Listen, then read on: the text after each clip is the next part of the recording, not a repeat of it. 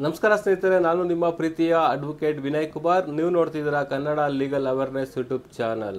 ಯಾರು ನನ್ನ ಯೂಟ್ಯೂಬ್ ಚಾನಲ್ನ ಪ್ರಥಮವಾಗಿ ನೋಡ್ತಿರೋ ಈಗಲೇ ಸಬ್ಸ್ಕ್ರೈಬ್ ಮಾಡ್ಕೊಳ್ಳಿ ಮತ್ತು ನಿರಂತರವಾದ ವೀಡಿಯೋಸ್ಗಳಿಗಾಗಿ ಬೆಲ್ ಐಕನ್ ಪ್ರೆಸ್ ಮಾಡೋದನ್ನ ಮರಿಬೇಡಿ ಅಂತ ಹೇಳ್ತಾ ಇವತ್ತಿನ ಟಾಪಿಕ್ಗೆ ಬಂದ್ಬಿಡ್ತೀವಿ ಸ್ನೇಹಿತರೆ. ಇವತ್ತಿನ ಟಾಪಿಕ್ ಏನಂತ ಹೇಳಿದ್ರೆ FIR ಅಂದ್ರೇನು, ಚಾರ್ಜ್ ಶೀಟ್ ಅಂತ ಹೇಳಿದ್ರು ಮತ್ತು ಬಿ ರಿಪೋರ್ಟ್ ಅಂದ್ರೇನು, ಅದ್ರ ಬಗ್ಗೆ ಸಂಪೂರ್ಣವಾಗಿ ಮಾಹಿತಿ ಕೊಡೋಣ ಅಂತ ಈ ವಿಡಿಯೋ ಮಾಡ್ತಾ ಇದ್ದೀವಿ ಸ್ನೇಹಿತರೆ. ಸಾಮಾನ್ಯವಾಗಿ FIR ಅಂತ ಹೇಳಿದ್ರೆ ಫಸ್ಟ್ ಇನ್ಫಾರ್ಮೇಷನ್ ರಿಪೋರ್ಟ್ ಅಂತ ಹೇಳ್ಬೋದು. ಪ್ರಥಮ ವರ್ತಮಾನ ವರದಿ ಅಂತ ಕನ್ನಡದಲ್ಲಿ ಹೇಳ್ತೀವಿ. ಯಾವುದೋ ಒಂದು ಘಟನೆ ಆಗುತ್ತೆ, ಯಾವುದೋ ಒಂದು ಆಕ್ಸಿಡೆಂಟ್ ಆಗಿರ್ಬೋದು, ಅಥವಾ ಒಂದು ಕಳ್ತನ ಆಗಿರ್ಬೋದು, ಅಥವಾ ಒಂದು ಮರ್ಡರೇ ಆಗಿರ್ಬೋದು, ಅಥವಾ ಒಂದು ಚೈನ್ ಸ್ನ್ಯಾಚಿಂಗೇ ಆಗಿರ್ಬೋದು, ಯಾವುದೋ ಒಂದು ಅಪರಾಧ ಆಯಿತು ಅಂತ ಹೇಳಿದ್ರೆ ಫಸ್ಟ್ ನೀವೇನು ಮಾಡ್ತೀರಾ ಅಂತ ಹೇಳಿದ್ರೆ ಪೊಲೀಸ್ ಸ್ಟೇಷನ್ಗೆ ಹೋಗಿ ಕಂಪ್ಲೇಂಟ್ ಮಾಡ್ತೀರಾ ಸ್ನೇಹಿತರೆ. ಪೊಲೀಸ್ ಸ್ಟೇಷನ್ ಕಂಪ್ಲೇಂಟ್ ಕೊಟ್ಟ ತಕ್ಷಣದಲ್ಲಿ ಪೊಲೀಸ್ನವರು ಯಾವುದೇ ರೀತಿಯಾಗಿ ಲೇಟ್ ಮಾಡದೆ ಒಂದು FIR ದಾಖಲು ಮಾಡಲ್ಲ ಅಂತ ಹೇಳಿದೆ, ಒಂದು ಸಬೂಬನ್ನು ಹೇಳಿದೆ, ನೀವೇನು ಕಂಪ್ಲೇಂಟ್ ಕೊಟ್ಟಿದ್ದೀರೋ ಆ ಕಂಪ್ಲೇಂಟನ್ನು ಅವರು ಸ್ವೀಕಾರ ಮಾಡ್ತಾರೆ. ಸ್ವೀಕಾರ ಮಾಡಿದ ನಂತರದಲ್ಲಿ ನಿಮ್ಮ ಕಂಪ್ಲೇಂಟಿನ ಅನುಗುಣವಾಗಿ ನೀವೇನು ನಿಮ್ಮ ಬರವಣಿಗೆಯಲ್ಲಿ ಬರ್ಕೊಂಡಿರ್ಬೋದು, ಅಥವಾ ಟೈಪಿಂಗಲ್ಲಿ ಬರೆಸಿರ್ಬೋದು, ಅಥವಾ ನಿಮಗೆ ಗೊತ್ತಾಗಲ್ಲ ಅಂತ ಹೇಳ್ಬಿಟ್ಟು ಬೇಕಾದ್ರೆ ಸ್ಟೇಷನಲ್ಲೇ ಅವ್ರ ಹತ್ರ ನಿಮ್ಮ ಹೇಳಿಕೆನೇ ಅವರು ಬರೆದು ದಾಖಲೆ ಮಾಡ್ಕೊಂಡಿರ್ಬೋದು. ನಿಮ್ಮ ಕಂಪ್ಲೇಂಟಿನ ಅನುಗುಣವಾಗಿ ಸ್ಟೇಷನಲ್ಲಿ ಪೊಲೀಸ್ ಸ್ಟೇಷನಲ್ಲಿ ಒಂದು FIR ಅನ್ನು ದಾಖಲು ಮಾಡ್ತಾರೆ ಸ್ನೇಹಿತರೆ. ಫಸ್ಟ್ ಇನ್ಫಾರ್ಮೇಷನ್ ರಿಪೋರ್ಟ್, ನೀವೇನು ಒಂದು ಇನ್ಫಾರ್ಮೇಷನ್ನ ಕೊಟ್ಟಿರ್ತೀರೋ ಅದ್ರ ಪ್ರಕಾರವಾಗಿ, ಏನು ನೀವು ದೂರನ ಕೊಟ್ಟಿರ್ತೀರೋ ಅದ್ರ ಪ್ರಕಾರವಾಗಿ ಒಂದು ಇನ್ಫಾರ್ಮೇಷನ್ ಕಲೆಕ್ಟ್ ಮಾಡಿಕೊಂಡು ಒಂದು FIRನ ದಾಖಲು ಮಾಡ್ತಾರೆ ಸ್ನೇಹಿತರೆ. FIR ದಾಖಲು ಮಾಡಿದ ನಂತರದಲ್ಲಿ ನೀವು ಏನು ಕಂಪ್ಲೇಂಟ್ ಕೊಟ್ಟಿದ್ದೀರೋ ಅದರ ಆಧಾರದ ಮೇಲೆ ಸೆಕ್ಷನ್ಗಳನ್ನ ಆ್ಯಡ್ ಮಾಡ್ತಾರೆ. ಸೆಕ್ಷನ್ಸ್ನ ಆ್ಯಡ್ ಮಾಡಿದ ನಂತರದಲ್ಲಿ ಏನು ಸೆಕ್ಷನ್ಸಲ್ಲಿ ಒಂದು ಬೇಲೇಬಲ್ ಅಫೆನ್ಸ್ ಬರುತ್ತೆ, ಒಂದು ನಾನ್ ಬೇಲೇಬಲ್ ಅಫೆನ್ಸ್ ಬರುತ್ತೆ ಸ್ನೇಹಿತರೆ. ಬೇಲೇಬಲ್ ಅಫೆನ್ಸ್ ಆಗಿರ್ಬೋದು ಅಥವಾ ನಾನ್ ಬೇಲೇಬಲ್ ಅಫೆನ್ಸ್ ಆಗಿರ್ಬೋದು. ನಂತರದಲ್ಲಿ ನಾನ್ ಬೇಲೇಬಲ್ ಅಫೆನ್ಸ್ ಆಗಿದೆ ಆ ವ್ಯಕ್ತಿನ ದಸ್ತಗಿರಿ ಮಾಡಿ ಅರೆಸ್ಟ್ ಮಾಡಿ ನ್ಯಾಯಾಂಗ ಬಂಧನಕ್ಕೆ ಒಪ್ಪಿಸ್ಬೋದು, ಮತ್ತು ಅವ್ರಿಗೆ ವಿಚಾರಣೆಗೆ ಅಂತಲೂ ಸಹ ಅವರು ಆ ವ್ಯಕ್ತಿನ ತಗೋಬೋದು ಸ್ನೇಹಿತರೆ. ನಾನ್ ಬೇಲೇಬಲ್ ಅಫೆನ್ಸಲ್ಲಿ ಸ್ಟೇಷನಲ್ಲೇ ಬೇಲ್ ಆಗುತ್ತೆ, ಸ್ಟೇಷನ್ ಬೇಲೆ ತಗೋಬೋದು. ಯಾರು ಆರೋಪಿ, ಯಾರ ವಿರುದ್ಧ ಒಂದು ಆರೋಪನ ಮಾಡಿರ್ತಾರೆ ಆ ವ್ಯಕ್ತಿ ಸ್ಟೇಷನಲ್ಲೇ ಬಂದು ಬೇಲ್ ತಗೋಬೋದು ಸ್ನೇಹಿತರೆ. ಇದು FIR ಪ್ರೊಸೀಡಿಂಗ್ಸ್ ಇಷ್ಟು ನಡ್ಕೊ ಬರುತ್ತೆ. FIR ಆಯಿತು, ಬೇಲ್ ತಗೊಂಡಾಯ್ತು, ನಂತರದಲ್ಲಿ ಏನು ಮಾಡ್ತಾರೆ ಅಂತ ಹೇಳಿದ್ರೆ ಎಂಕ್ವೈರಿ ಮಾಡ್ತಾರೆ ಸ್ನೇಹಿತರೆ. ಏನು ನೀವು ಕಂಪ್ಲೇಂಟನ್ನು ಕೊಟ್ಟಿರ್ತೀರೋ ಕಂಪ್ಲೇಂಟಿನ ಆಧಾರದ ಮೇಲೆ ಒಂದು ವಿಚಾರಣೆಯನ್ನು ಮಾಡ್ತಾರೆ. ವಿಚಾರಣೆಯನ್ನು ಮಾಡಿ ನಂತರದಲ್ಲಿ ಎಲ್ಲ ಸಂಪೂರ್ಣವಾಗಿ ವಿಚಾರಣೆ ಮಾಡಿದ ನಂತರದಲ್ಲಿ ಅವರು ನ್ಯಾಯಾಲಯಕ್ಕೆ ಚಾರ್ಜ್ ಶೀಟನ್ನು ಸಲ್ಲಿಸಬೇಕಾಗುತ್ತೆ ಸ್ನೇಹಿತರೆ.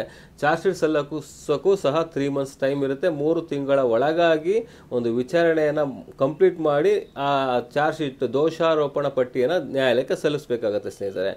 ಏನು ಒಂದು ಚಾರ್ಜ್ ಶೀಟನ್ನು ಸಲ್ಲಿಸ್ತಾರೆ, ಚಾರ್ಜ್ ಶೀಟಲ್ಲಿ ಪ್ರತಿಯೊಂದು ಇನ್ಕ್ಲೂಡ್ ಆಗಿರುತ್ತೆ. ಏನು ಕಂಪ್ಲೇಂಟ್ ಯಾರು ಕೊಟ್ಟಿರ್ತಾರೆ, ಯಾರು ಸಾಕ್ಷಿಗಳು ಯಾರಿರ್ತಾರೆ, ಸಾಕ್ಷಿಗಳ ಹೇಳಿಕೆ ಏನಾಗಿದೆ, ಮತ್ತು ಮಾಜರ್ ಯಾರಿರ್ತಾರೆ, ಮಾಜರ್ ಸಾಕ್ಷಿಗಳು ಯಾರಿರ್ತಾರೆ, ಮಾಜರಲ್ಲಿ ಏನೇನೆಲ್ಲ ಮಾಜರ್ ಮಾಡಿದ್ದಾರೆ, ಮತ್ತು ಏನಾದ್ರು ಒಂದು ಪ್ರಾಪರ್ಟಿ ರಿಕವರಿ ಮಾಡ್ಕೊಂಡಿರೋ, ಯಾವುದೋ ಒಂದು ಮಚ್ಚಲ್ಲೋ ಕುಡುಗ್ಲಲ್ಲೋ ಹೊಡೆದಿರೋ, ದೊಣ್ಣೆಲ್ಲಿ ಹೊಡೆದಿರೋ ಆ ಪ್ರಾಪರ್ಟಿಯನ್ನು ರಿಕವರಿ ಮಾಡ್ಕೊಂಡಿದ್ರೆ ಆ ಪ್ರಾಪರ್ಟಿ ಏನು ರಿಕವರಿ ಮಾಡ್ಕೊಂಡಿದ್ರೆ ಅದು ಇರುತ್ತೆ, ಮತ್ತು ಡಾಕ್ಟರ್ ಸ್ಟೇಟ್ಮೆಂಟ್ ಏನಾರು ಇದ್ದರೆ ಅದು ಇರುತ್ತೆ ಸ್ನೇಹಿತರೆ. ಮತ್ತು ಏನು IO ಇನ್ವೆಸ್ಟಿಗೇಷನ್ ಆಫೀಸರ್ ಯಾರು ಇರ್ತಾರೆ ಅವರ ಹೇಳಿಕೆ ಏನಿರುತ್ತೆ ಅದು ಸಹ ಅದು ಟೈಪ್ ಆಗಿರುತ್ತೆ ಸ್ನೇಹಿತರೆ. ಇದಿಷ್ಟು ಒಂದು ಚಾರ್ಜ್ ಶೀಟಲ್ಲಿ ಒಳಗೊಂಡಿರುತ್ತೆ. ಈ ಚಾರ್ಜ್ ಶೀಟಿನ ಅನುಗುಣವಾಗಿ ಒಂದು ಕ್ರಿಮಿನಲ್ ಕೇಸು ನಡ್ಕೊಂಡು ಬರುತ್ತೆ ಸ್ನೇಹಿತರೆ. ಇದು ಚಾರ್ಜ್ ಶೀಟು. ಒಂದು ವೇಳೆ ಒಬ್ಬ ವ್ಯಕ್ತಿ ಏನೋ ಒಂದು ಕಂಪ್ಲೇಂಟ್ ಕೊಟ್ಟಿರ್ತಾನೆ, ಎಕ್ಸಾಂಪಲ್ಲು ಯಾವುದೋ ಒಬ್ಬ ವ್ಯಕ್ತಿನ ಪಕ್ಕದ ಮನೆಯವರು ಗಲಾಟೆ ಮಾಡ್ಕೊಂಡು ನನಗೆ ಹೊಡೆದಿದ್ದಾರೆ ಬಡಿದಿದ್ದಾರೆ ಅಂತ ಏನೋ ಕಂಪ್ಲೇಂಟ್ ಕೊಟ್ಟಿರ್ತಾರೆ. ಆ ಕಂಪ್ಲೇಂಟ್ ಕೊಟ್ಟ ಸಂದರ್ಭದಲ್ಲಿ ಆ ವ್ಯಕ್ತಿ ಊರಲ್ಲೇ ಇರೋಲ್ಲ.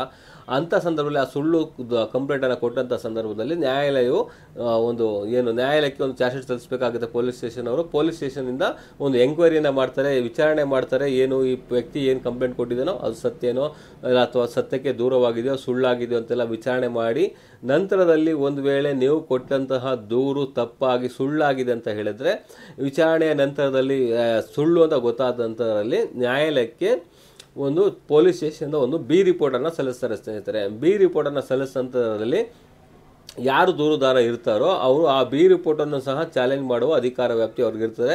ಆ ಬಿ ರಿಪೋರ್ಟ್ನ ಸಹ ಚಾಲೆಂಜ್ ಮಾಡ್ಬೋದು. ಬಿ ರಿಪೋರ್ಟ್ ಮೇಲೂ ಸಹ ಒಂದು ಆರ್ಗ್ಯುಮೆಂಟನ್ನು ಮಾಡ್ಬೋದು. ನಿಮ್ಮ ವಕೀಲರನ್ನ ನಡೆಸಿ ಏನಾರು ಬೇಕು ಅಂತ ಸ್ಟೇಷನ್ ಅವ್ರ ಜೊತೆ ಯಾರು ಆರೋಪಿ ಇರ್ತಾನೋ ಅವರೇನೋ ಮಿಂಗಲ್ ಆಗಿ ಸ್ವಲ್ಪ ಏನೋ ಲಂಚ ಗಿಂಚನ ಕೊಟ್ಬಿಟ್ಟು ಬಿ ರಿಪೋರ್ಟನ್ನು ಹಾಕ್ಸಿದ್ರು ಸಹ ನೀವು ಅದನ್ನು ಚಾಲೆಂಜ್ ಮಾಡ್ಬೋದು. ಚಾಲೆಂಜ್ ಮಾಡಿ ಯಾಕೆ ಬಿ ರಿಪೋರ್ಟ್ ಹಾಕಿದ್ದಾರೆ ಇವರು ಈ ಥರವಾಗಿ, ನಿಮ್ಮ ಸಾಕ್ಷಿ ಏನಾರು ಇದ್ದರೆ ಸಾಕ್ಷಿಗಳನ್ನ ತೋರಿಸಿ ನ್ಯಾಯಾಲಯಕ್ಕೆ ಇದು ಸುಳ್ಳಾಗಿ ಬಿ ರಿಪೋರ್ಟ್ ಆಗಿದ್ದಾರೆ, ಹಾಗಾಗಿ ಚಾಲೆಂಜ್ ಮಾಡ್ತಾ ಇದ್ದೀನಿ, ಇದು ಚಾರ್ಜ್ ಶೀಟ್ ಆಗಲೇಬೇಕು ಅಂತ ಹೇಳಿ ಏನಾದ್ರು ಸಾಕ್ಷಿ ಪುರಾವೆಯನ್ನು ಕೊಟ್ಟಿದ್ದರೆ ನಂತರದಲ್ಲಿ ಅದು ಎಂಕ್ವೈರಿ ಆಗಿ ಮತ್ತೆ ಚಾರ್ಜ್ ಶೀಟ್ ಆಗೋ ಸಂದರ್ಭವೂ ಇರ್ತದೆ ಸ್ನೇಹಿತರೆ. ಇದಿಷ್ಟು FIR, charge sheet, B report. ಇದ್ರ ಬಗ್ಗೆ ಎಲ್ಲ ಸಂಪೂರ್ಣವಾದ ನಾನು ಮಾಹಿತಿಯನ್ನು ನೀಡಿದೆ ಅಂತ ಭಾವಿಸ್ತಾ ಇದ್ದಾರೆ. ಮುಂದಿನ ವಿಡಿಯೋಗಳಲ್ಲಿ ಬೇಲ್ ಬಗ್ಗೆ, ಈ ಜಾಮೀನನ್ನು ಯಾವ ರೀತಿ ತಗೋಬೇಕು, ಯಾವ ಥರ ಬೇಲ್ಗಳಿರುತ್ತೆ ಅದ್ರ ಬಗ್ಗೆ ಎಲ್ಲ ಸಂಪೂರ್ಣವಾದ ವಿವರಣೆ ನೀಡ್ತೀನಿ ಅಂತ ಹೇಳ್ತಾ ಇವತ್ತಿನ ವಿಡಿಯೋನ ಮುಗಿಸ್ತಾ ಇದ್ದೀನಿ. ಇನ್ನು ಹೆಚ್ಚಿನ ವಿಡಿಯೋಸ್ಗಳಿಗಾಗಿ ವೀಕ್ಷಿಸಿ Kannada legal awareness YouTube channel. ನಾನು ನಿಮ್ಮ ಪ್ರೀತಿಯ advocate Vinay Kumar. Thank you.